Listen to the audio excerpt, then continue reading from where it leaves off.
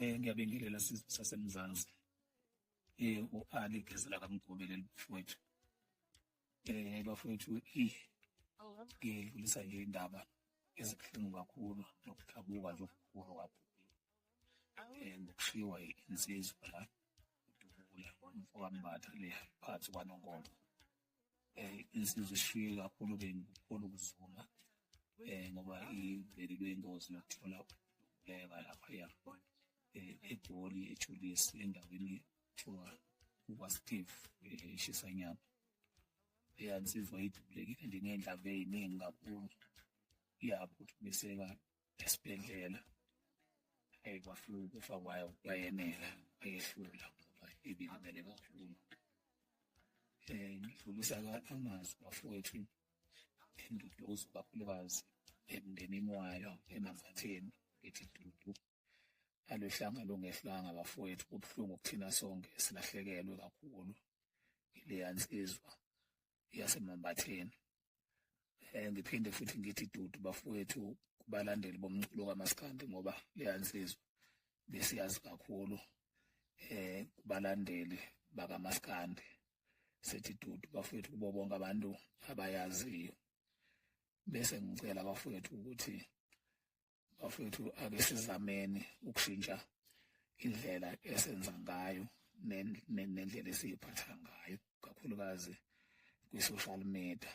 Angisho ukuthi mhlambe senginolwazi yini ukuthi mhlambe lensizwa isishiya ngokuzuma okungaka nje, mhlambe kungenxa yayo i-social media. Kodwa nje ngiyafisa bafowethu ukuthi ngesithi ukunciphisa mhlambe lapha ku-social media, sithi ukwehlisa izinga kakhulukazi loku-attack-a abanye abantu ey'ntweni abazenzayo, mhlambe ey'baphilisayo. Nasekukhulumeni-ke nje amagama alumelayo angathi anenhlabathi.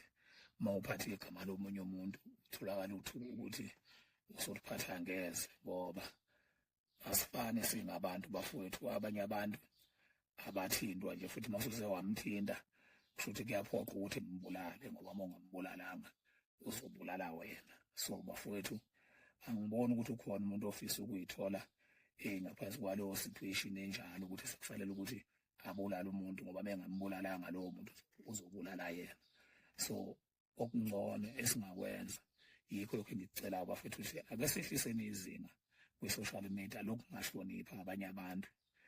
Siwenza ama-content ethu ngendlela esiwenza ngakhona, kodwa sikhumbule ukuthi siphakathi kwabantu bezizwe ngezizwe, sihlukahlukene, asikhulelanga ndawonye, asikhuliswanga ngendlela efanayo, iy'nqumo futhi asiyithathi ngendlela efanayo.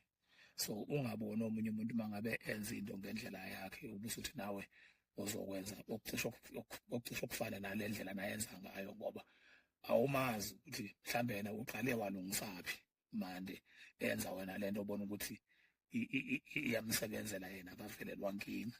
So ukubukela kakhulu kwabanye abantu, mhlambe uma ubona omunye umuntu mhlambe ekhuluma ulimi olunenhlabathi kwi-social media ubusuthi nawe uzolukhuluma, kungenzeka wena mhlambe kukudalela inkinga, ngoba awazi lowo muntu mhlambe olukhulumayo ukuthi yena ukuphi mhlambe la eqale walungisa khona. Bakhona yena abantu aqale waxhumana nabo, mhlambe bamnika imvumo ukuthi hhayi engakhuluma ngale ndlela akhuluma ngayo, meyekhuluma ngamagama abo, ngeke uze wazi. So nje bafowethu, ngiyacela kakhulu ukuthi i-social media siyihlonipheni bafowethu. Futhi sikhumbule ukuthi uma ngabe usulimele waze wavelelwa ingozi yokuhamba emhlabeni, lapho awuzilimalele wena, usulimalela abakuthandayo, ulimalela umndeni wakho, wenza iy'ngane zakho iy'ntandane, uhlukumeza abantu abakukhonzile, ubazwisa ubuhlungu. So bafowethu, ngiyacela kakhulu ukuthi i-social media siyihloniphe. Ngiyabonga kakhulu bafowethu.